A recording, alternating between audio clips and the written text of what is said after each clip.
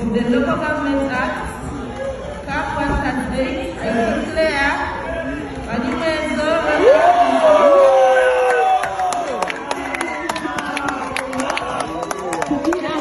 Wetogerera nga ingeni ya Ronald Nsubuga Balimwezo bwatu yavuddeyo n'alangirirwa nga mayor, actually Lord Mayor omupya owokubiri mu kibuga Kampala. Ladies and gentlemen, nkwaniriza nnyo ku Busesa Media news update bali kutugatako njagala otwala omusago guno okuyozayoza NUP mu kibuga Kampala. They are celebrating nakuwala wamu n'aba PFF n'abalala badde mu kalulu ke Kampala. It is very trending.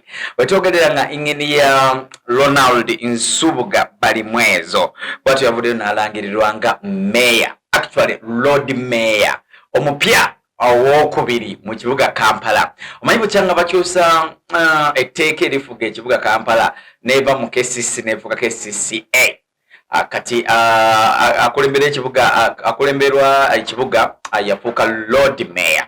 So Lord Mayor asokera ddala abadde Elias Lukwago, Haji Elias Lukwago, council era omuteeketeeke bwatyo akimazeeko emyaka gibadde 15 naye as we speak now bwatyo ono enginiya ekibuga bakikwasiza enginiya era nga yavuddeyo yasoda okubanga akiwangula enginiya Balimwezo yasoda okubanga ate awangulira ku bululu emitwalo gyabadde 14 mu 1,220 bwe yasoda okubanga awangulirako banne. Resi yabaddemu abantu bangi nnyo. Mwabaddemu wa NRM yabadde amanyiddwa nga Moses Kizu yafunyeyo obululu 14,336 kati mwabaddemu Elias Lukwago actually NRM yabadde namba 2.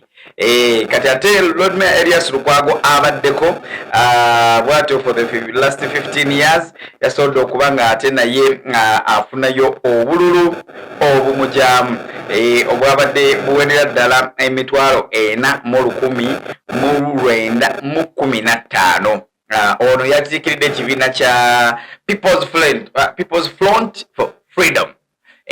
Mujjukira lwe yakubanga essimu alo Kampala.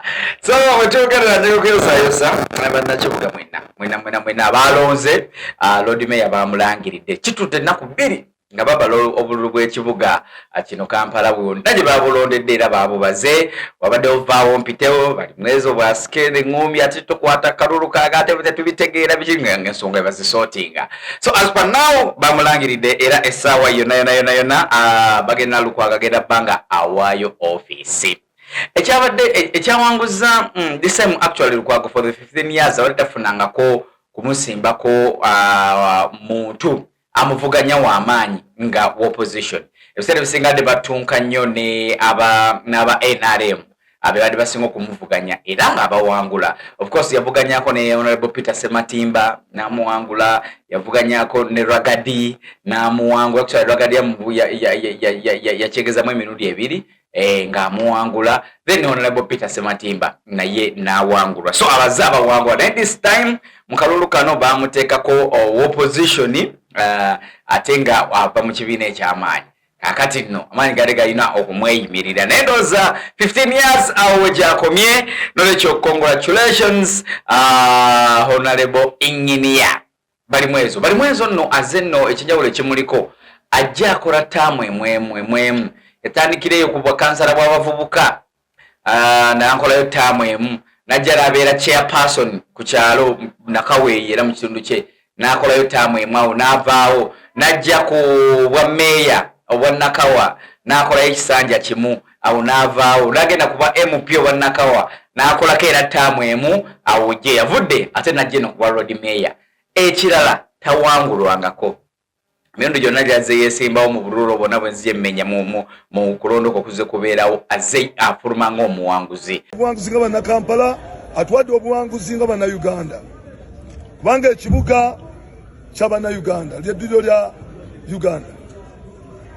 Njagala okwebaza pulezidenti wange Kyagulanyi yasobola okundabamu obusobozi era nampa omulimu gw'okulaba nti neesimbawo mu kibuga okuleeta obuwanguzi. So I want to congratulate you both katusuubire nti ne wana onookolayo ttaamu emu kubanga n'ebisava ebiriwo bingi nnyo naye katulinde tulabe embeera bwenabeera. Busesa Media kokyali the news update. Edwin Kauma Kinara is my name. Mwera.